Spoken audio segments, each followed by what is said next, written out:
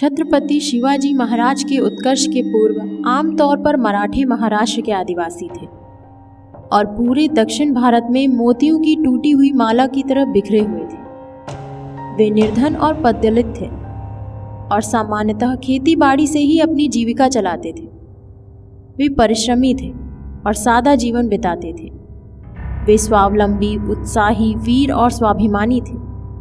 शिवाजी के पूर्वज मराठा जाति के भोसले वंश के थे। वे पूना जिले के हिंगानी, बेरडी और दीवाल गांव ग्रामों के मुखिया थे, जो उस समय अहमदनगर के निजाम शाही सुल्तान के अधिकार में थे। 16वीं शताब्दी के आरंभ में इस परिवार के प्रधान पुरुष बाबाजी थे, जिनके 2 पुत्र मालोजी और वीतोजी थे। ये दोनों अहमदनगर के सुल्तान सामंत सिंदखेर के लखूजी जाधव की अधीनता में साधारण सिपाही के रूप में भर्ती हो गए थे। कहा जाता है कि एक दिन लखूजी ने हंसी हंसी में मालोजी के छोटे पुत्र शाहजी को अपनी पुत्री जीजाबाई के लिए योग्य वर बताया। इस पर मालोजी ने उपस्थित मेहमानों से कहा कि लखूजी ने अपनी पुत्री की सगाई मेरे पुत्र से कर दी है और तुम लोग इस बात के साक्षी हो। लखूजी इससे क्रुद्ध हुए और मालोजी को नौकरी से निकाल दिया। कहा जाता है कि मालोजी अपने गांव लौट गए। कुछ समय बाद उन्हें अपने खेत में एक गड़ा खजाना मिला। इस धन से मालोजी व उनके भाई ने 1000 सैनिक भर्ती किए और फलतान निवासी निम्बालकर के यहाँ नौकरी करी। कुछ दिन बाद उन्होंने अहमदनगर के सुल्तान के वहाँ नौकरी कर शीघ्र ही प्रमुखता प्राप्त कर ली। सिंदखेर के लखूजी ने अब मालोजी के पुत्र शाहजी के साथ अपनी पुत्री जीजाबाई का विवाह करने में कोई हानि न समझी। यहीं शाहजी उन्नति करते करते अहमदनगर के प्रमुख सेना नायक व सरदार हो गए। शिवाजी शाहजी भोसले व जीजाबाई के ही पुत्र थे। उनका जन्म पूना के उत्तर में स्थित जुन्नार नगर के समीप शिवनेर के पहाड़ी किले में हुआ। उनके जन्म की तारीख को लेकर विद्वानों में मतभेद है। कुछ विद्वान उनका जन्म 1627 ईस्वी तो कुछ 1630 ईस्वी भी मानते हैं। शिवाजी जब 10 वर्ष के हुए तो वे पूना भेज दिए गए। इस समय शाहजी ने जीजाबाई का परित्याग कर एक दूसरी स्त्री तुकाबाई मोहिते से विवाह कर लिया था।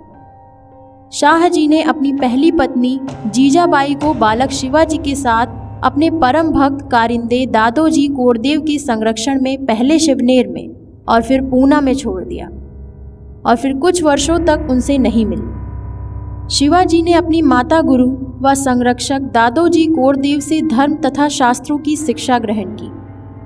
उनको सैनिक शिक्षा भी दी गई थी और वह घुड़सवारी व दूसरे सैनिक कार्यों में भी निपुण हो गए थे, किंतु उन्होंने लिखना पढ़ना नहीं सीखा था। निरक्षर होते हुए भी उन्होंने सुन सुनकर रामायण, महाभारत तथा दूसरे शास्त्रों का पूर्ण ज्ञान प्राप्त किया। वे संतों के सत्संगों के भी बड़े प्रेमी थे। शिवाजी ने शासन संबंधी ज्ञान व अनुभव व्यवहार कुशल एवं अनुभवी दादोजी कोरदेव से ही प्राप्त किया था। 12 वर्ष की आयु में शिवाजी के पिता ने उन्हें पूना की जागीर दे दी और 1641 ईस्वी के लगभग सईबाई निम्बालकर के साथ शाहजी के प्रधान स्थान बंगलौर में उनका विवाह हो गया। शिवाजी के जन्म और प्रारंभिक जीवन के कार्यकलापों का स्मृति स्थान मावल नामक प्रदेश है। यह पहाड़ियों और घाटियों से घिरा हुआ है। मावल प्रदेश के निवासी अधिकतर कोली और मराठी थे। ये अत्यंत दृढ़ परिश्रमी व उच्च कोटि के सैनिक थे। शिवाजी ने इन्हीं नवयुवकों को इकट्ठा कर एक के बाद एक किला जीतना आरंभ किया। उस समय अहमदनगर और बीजापुर राज्य अपने पतन की ओर अग्रसर थे। देश में अव्यवस्था व अराजकता फैली हुई थी और जनता में शांति व सुरक्षा का अभाव था। इन सब कारणों ने भी शिवाजी को स्वतंत्र राष्ट्र के निर्माण की उत्कट इच्छा हेतु प्रेरित किया। शिवाजी ने सबसे पहले 1646 ईस्वी में बीजापुर के तोरण नामक पहाड़ी किले पर अधिकार कर लिया। इस किले में उन्हें लगभग 2 लाख हूण का खजाना मिला। उन्होंने इस धन का सदुपयोग कर तोरण किले से 5 मील पूर्व में रायगढ़ नाम का एक किला बनवाया। इसी बीच उन्होंने चकन और कोंडाना के किलों पर भी अपना अधिकार कर लिया।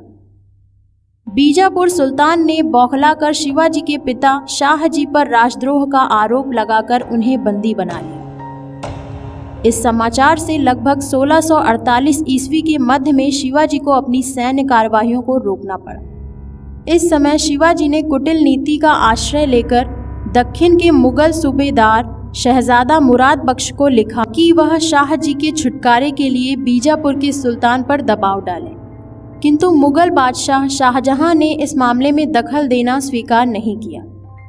जब शाहजी के पुत्रों शिवाजी व व्यंकोजी ने बंगलौर कोंडाना के किले सुल्तान को वापस कर दिए, तब सुल्तान ने 1649 ईस्वी की मई के आरंभ में शाहजी को मुक्त कर दिया। शिवाजी ने एक योजना बनाकर अजय पुरंदर किले को नीलोजी नीलकंठ से छीन लिया। 1656 ईस्वी में उन्होंने जावली को जीता और चंद्रराव मौर्य से राजगढ़ के दृढ़ दुर्ग को छीनकर उसे अपनी राजधानी बना दिया।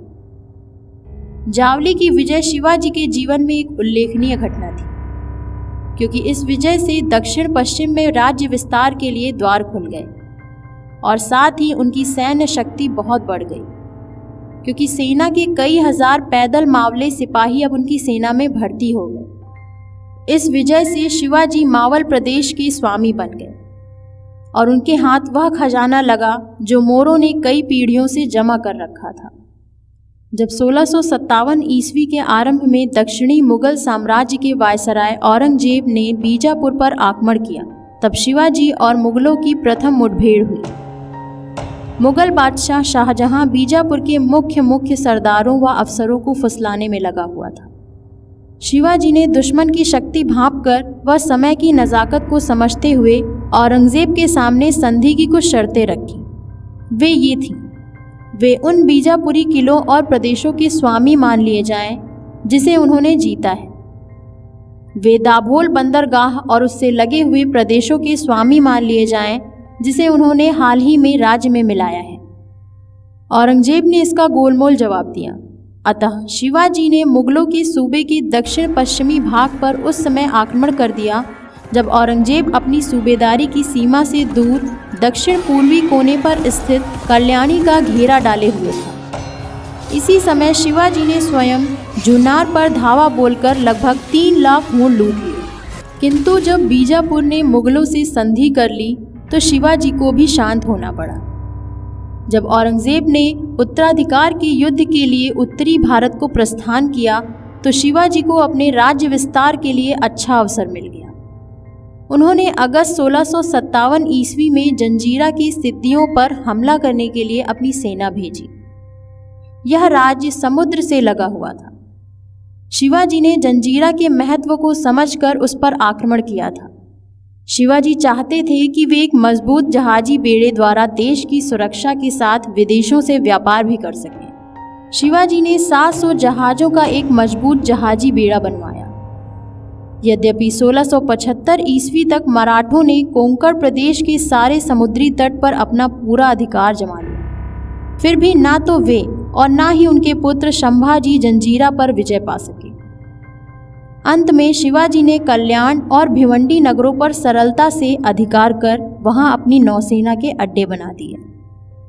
यह कल्याण की घटना है कि जिले के बीजापुरी गवर्नर मुल्ला अहमद नवायत की सुंदर पुत्रवधू को मराठा सेना ने लूट के साथ अपहरण कर शिवाजी को भेंट देना चाहा, किंतु धर्मपरायण छत्रपति शिवाजी ने उस स्त्री का अपमान न कर उसे वस्त्राभूषण सहित उसके आदमी के पास बीजापुर भेज दिया। शिवाजी के सैनिकों ने दमन के आसपास के पुर्तगाली प्रदेशों में भी खलबली मचा दी। विवश होकर उन्हें मराठा राजा को वार्षिक कर देना पड़ा। शिवाजी ने बीजापुर सरकार के अनेक किले और प्रदेशों को छीनकर उसे बहुत अधिक हानि पहुंचाई थी। अतः उसने अपनी शक्ति बटोर कर अपने प्रथम श्रेणी के सरदार जनरल अफजल खां को शिवाजी को दबाने के लिए नियुक्त किया। अफजल खां ने खुले दरबार में डींग मारी कि वह अपने घोड़े से बिना उतरे ही शिवाजी को हथकड़ी डालकर गिरफ्तार कर लेगा। अफजल खां ने शिवाजी पर सीधा हमला करने की नीति छोड़कर उनको जाल में फंसाने का यत्न किया। उसने प्रतापगढ़ जाकर डेरा डाला। अफजल खां ने कृष्णाजी भास्कर को भेजकर शिवाजी से आने की प्रार्थना की। उसका संदेश था, मैं तुम्हें अपनी सरकार से अधिक सम्मान व सेना की सामग्री दिलवाऊंगा। यदि तुम दरबार में उपस्थित होगे तो तुम्हारा स्वागत होगा। यदि तुम वहां उपस्थित ना होना चाहोगे तो तुम इससे बरी कर दिए जाओगे। शिवाजी को कृष्णाजी भास्कर से अफजल खां के कपटपूर्ण विचार की गंध मिल गई थी। फिर भी शिवाजी शर्तों के साथ उससे मिलने को तैयार हो गए। शिवाजी की सलाह से यह निश्चय हुआ कि मुलाकात प्रतापगढ़ के दक्षिण में 1 मील दूर पार नामक ग्राम में की जाए। शर्तों के मुताबिक दोनों की मुलाकात हुई। अफजल खां ने आगे बढ़कर शिवाजी को गले लगाया। उसने शिवाजी को कसकर बाहों में पकड़कर उनका गला घोटने के लिए कुछ झुका और पतवार निकालकर शिवाजी पर बगल से प्रहार किया, किंतु शिवाजी अपने अंगरखे के नीचे कवच पहने हुए थे, अतः प्रहार निष्फल गया। शिवाजी ने सचेत होकर अपने फौलादी बघनक से अफजल खां की आंतों को बाहर निकाल दिया। बिना सेना नायक की बीजापुरी सेना पर मराठे टूट पड़े और बीजापुरी सेना बुरी तरह पराजित हुई। यह घटना नवंबर 1659 ईस्वी को घटी। इस विजय के बाद शिवाजी ने बसंतगढ़, खेलना, पंगा व आसपास के किलों पर भी अधिकार कर लिया और जनवरी 1660 ईस्वी के अंत में बहुत से सामान सहित विजयी होकर रायगढ़ लौटे। शिवाजी की विजयों से घबराकर बीजापुर के सुल्तान ने कर्नूल जिले के अधिकारी सिद्दी जौहर को शिवाजी पर आक्रमण करने की आज्ञा दी। सिद्दी ने शिवाजी को पन्हाला के किले में घेर लिया। शिवाजी ने सिद्दी से मेल कर लिया, किंतु फजल खां मराठा सरदार का जानी दुश्मन था। उसने किले को छीनने का भरसक प्रयत्न किया। अंततः शिवाजी को पन्हाला छोड़कर 27 मील दूर पश्चिम में विशालगढ़ जाना पड़ा। 2 अक्टूबर 1660 ईस्वी में पन्हाला मराठों के हाथ से निकल गया। इस समय तक औरंगजेब उत्तराधिकार संघर्ष में सफल हो बादशाह बन चुका था। उसने अपने मामा शाइस्ता खां को दक्षिण का गवर्नर नियुक्त कर उसे मराठों की नवीन शक्ति को उखाड़ फेंकने की आज्ञा दी। शाइस्ता खां ने मार्च 1660 ईस्वी में अहमदनगर से पूना की ओर चलकर धीरे धीरे अहमदनगर और पूना के बीच के किले पर अधिकार कर लिया। शाइस्ता खां ने 19 मई को पूना में प्रवेश किया और वहीं बरसात बितानी चाहिए।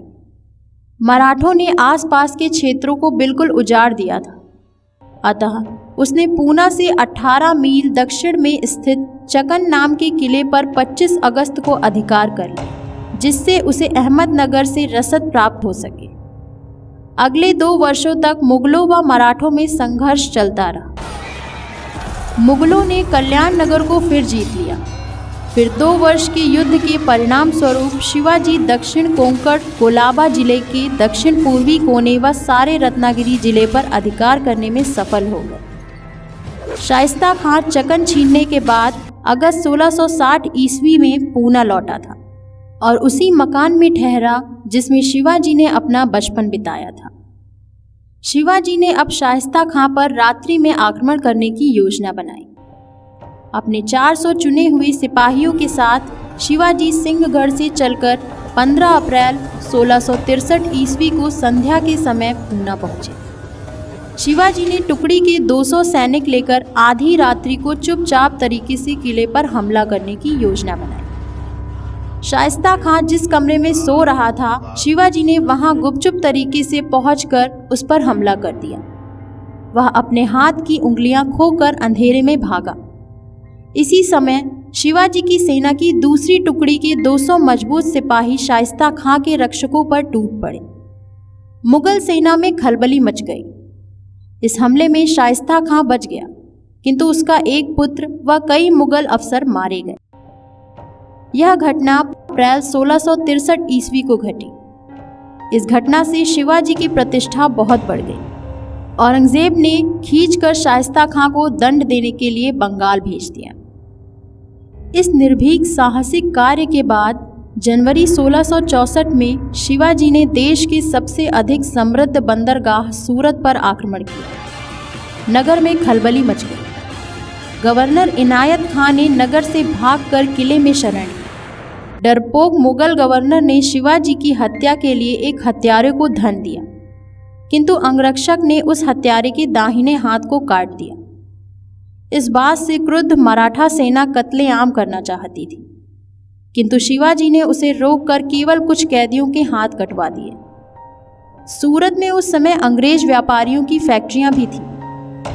अंग्रेज व्यापारियों ने अपनी फैक्ट्री बचा ली और मराठा सरदार द्वारा लगाया गया 3 लाख का कर भी नहीं दिया। शिवाजी को इस अभियान से 1 करोड़ से अधिक धन मिला। अतः उन्होंने ना तो अंग्रेजों को उत्तर देने की परवाह की और ना अंग्रेजों की सुरक्षित फैक्ट्रियों पर हमला ही किया। एक अंग्रेज ने लिखा है, शिवाजी और सब चीजें छोड़कर केवल सोना, चांदी, हीरे, मोती व वैसे ही मूल्यवान सामान ले गए।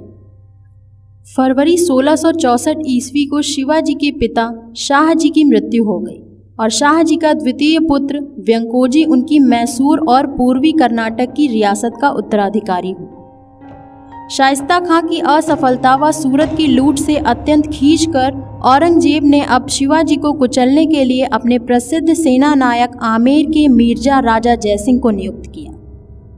राजा जयसिंह ने भारत व मध्य एशिया में निरंतर अनेक विजय प्राप्त की थी।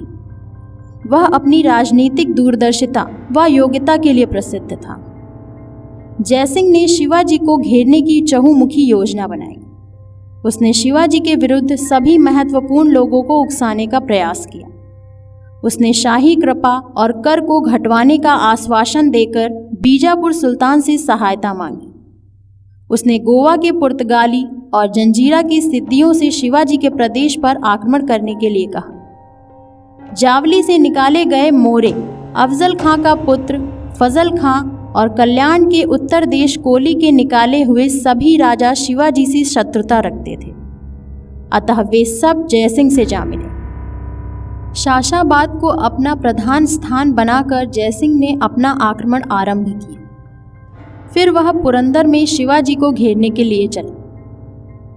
उसने पुरंदर के पूर्वी किनारे पर स्थित वज्रगढ़ किले को मराठों से छीन लिया। जयसिंह ने राजगढ़, कोंडाना और रोहिरा राज्य के शिवाजी के गांवों को उजाड़ने के लिए अपने हल्के दस्ते पहले ही भेज दिए थे, जिन्होंने गांवों को लूटा और जलाया। इस बीच में पुरंदर का घेरा भी जारी रहा। वज्रगढ़ छीन लेने के बाद जयसिंह ने पुरंदर के नीचे के माची के दुर्ग को घेरने के लिए आज्ञा दी। 2 महीने के घेरे व लड़ाई के परिणाम स्वरूप जयसिंह ने नीचे के किले के 5 बुर्ज व 1 बाड़ा छीन लिया। अब यह स्पष्ट हो गया कि मुख्य दुर्ग पुरंदर भी उससे नहीं बच सकेगा। यहाँ मराठा आक्रमण के वीर सेना नायक मुरार बाजी देशपांडे व बाजी प्रभु 500 पठान व बहुत से पैदल सैनिकों को मारकर अपने 300 आदमियों के साथ वीरगति को प्राप्त हुए। पुरंदर के घेरे और अपने ही राज्य के बीच में हुई हारों से शिवाजी की सेना पर अभूतपूर्व विपत्ति आ गई, जिससे विवश होकर शिवाजी ने जयसिंह से पुरंदर की संधि करने का निश्चय किया। जयसिंह ने शिवाजी को स्वयं आकर बिना शर्त आत्मसमर्पण करने के लिए बाध्य किया। अगले दिन प्रातःकाल शिवाजी जयसिंह से मिलने उसके पंडाल में गए। जयसिंह स्वयं कुछ कदम आगे बढ़कर शिवाजी को लेने आया और शिवाजी को गले लगाकर अपने पास बैठा लिया। इसी समय जयसिंह ने दिलेर खां और तीर्थ सिंह को पुरंदर पर आक्रमण करने की आज्ञा दी, जिससे शिवाजी को मराठों की क्षीण शक्ति का विश्वास हो जाए। शिवाजी बेबस होकर राजपूत खेमे से अपने साथियों को मरता हुआ देख रहे थे। उन्होंने जयसिंह से व्यर्थ के नरसंहार को रोकने की प्रार्थना की। आक्रमण में लगभग 80 मराठों को मारकर और बहुतों को घायल कर पीछे खदेड़ दिया गया। जयसिंह ने युद्ध रोकने का आदेश दिया और शिवाजी ने दुर्ग समर्पण की आज्ञा दे दी।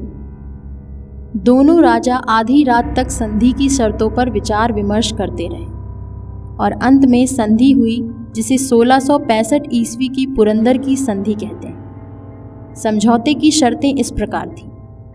शिवाजी ने 23 किले और उससे लगे हुए उस प्रदेश का समर्पण कर दिया जिसकी वार्षिक आय 4 लाख हूर थी। यह प्रदेश मुगल साम्राज्य में मिला दिए गए। राजगढ़ के साथ साथ शिवाजी के 12 किले और उससे लगी हुई भूमि, जिसकी वार्षिक आय 1 लाख हूर थी, शिवाजी के ही अधिकार में रहे। शर्त यह थी कि वे शाही तख्त के सेवक और राजभक्त बने रहे। शिवाजी को मुगल दरबार की निजी उपस्थिति से बरी कर दिया गया, किंतु उनके पुत्र संभाजी को 5000 घोड़ों के दल के साथ सम्राट की सेवा करनी होगी, जिसके उपलक्ष्य में उसे जागीर मिलेगी। शिवाजी को दक्षिण में सम्राट की ओर से युद्ध करने का वचन देना पड़ा। कुछ समय बाद पुरंदर की संधि में एक धारा और जोड़ी गई, जो शिवाजी के शब्दों में इस प्रकार है: यदि 4 लाख हूण की आमदनी की कोंकण की तराई की भूमि और बालाघाट तथा बीजापुर की 5 लाख हूण सालाना की ऊंची भूमि मुझे सम्राट द्वारा दे दी जाए और शाही फरमान के द्वारा मुझे विश्वास दिलाया जाए कि इस भूमि का अधिकार मुगलों द्वारा आशा की गई बीजापुरी विजय तक मुझ पर रहेगा, तो मैं सम्राट को 40 लाख हूण 13 वर्ष की सालाना किस्तों में देने को तैयार हूँ। औरंगजेब ने इसको स्वीकार कर लिया, क्योंकि इससे 2 करोड़ नगद आमदनी के साथ साथ शिवाजी और बीजापुर के सुल्तान के बीच शत्रुता बनी रहती। इस उत्कृष्ट सफलता के बाद जयसिंह ने आदिल शाही राजधानी पर अधिकार जमाने के लिए बीजापुर पर आक्रमण किया। समझौते के अनुसार शिवाजी ने उसकी सहायता की, लेकिन इस बीच बीजापुरियों ने अपनी रक्षा की पूरी तैयारी कर ली थी। उन्होंने रसद व लड़ाई का सारा सामान किले में इकट्ठा कर 7 मील के दायरे में देश को ऐसा उजाड़ा कि शत्रु को पानी, अन्न तथा वृक्षों की छाया तक न मिल सके। इस युद्ध के लिए जयसिंह अपने साथ बड़ा तोपखाना नहीं लाया था, क्योंकि उसने सोचा था कि वह अचानक हमला कर एक झटके में बीजापुर जीत लेगा, पर यह उसकी भूल थी। उसने पीछे हटकर शिवाजी को पन्हाला का घेरा डालने के लिए भेजा। पन्हाला पर अचानक हमला करने के विचार से शिवाजी 26 जनवरी 1666 को किले के निकट पहुंच गए, किंतु नेताजी पालकर, जिन्हें दूसरा शिवाजी कहा जाता था, उनके समय पर ना पहुंचने के कारण वह सूर्योदय के केवल 3 घंटे पूर्व ही आक्रमण कर सके। फिर भी शिवाजी वीरतापूर्वक लड़े, किंतु उन्हें बिना दुर्ग छीने वापस लौटना पड़ा। रुष्ट होकर शिवाजी ने नेताजी को दंड दिया, जिसका बुरा मानकर नेताजी बीजापुर की सेना में भर्ती हो गए, किंतु बाद में जयसिंह ने उन्हें मनाकर अपने पक्ष में कर ली। बीजापुर के विरुद्ध जयसिंह की असफलता के बाद जयसिंह को भय लगा कि कहीं शिवाजी बीजापुर से न मिल जाए, अतः उसने शिवाजी से आगरा जाकर बादशाह से मिलने का अनुरोध किया। असल में जयसिंह मुगल दरबार में खोई हुई अपनी प्रतिष्ठा को दोबारा पाना चाहता था। वह दिखाना चाहता था कि वह पराक्रमी शिवाजी को मुगल दरबार में भेज रहा है, जिन्होंने बड़े बड़े सूरमाओं के आगे भी कभी घुटने नहीं टेके। जयसिंह बड़े प्रयासों के बाद शिवाजी को यह विश्वास दिला सका कि उनके साथ आगरा में अच्छा व्यवहार होगा। जयसिंह ने अपने पुत्र राम सिंह, जो मुगल दरबार में था, उसकी ओर से शिवाजी की सुरक्षा का वचन दिया। बड़ी हिचकिचाहट के बाद आखिर शिवाजी ने 16 मार्च 1666 ईस्वी को अपने सबसे बड़े पुत्र संभाजी, 5 बड़े अफसर और 350 चुने हुए सिपाहियों के साथ आगरा की ओर यात्रा प्रारंभ की।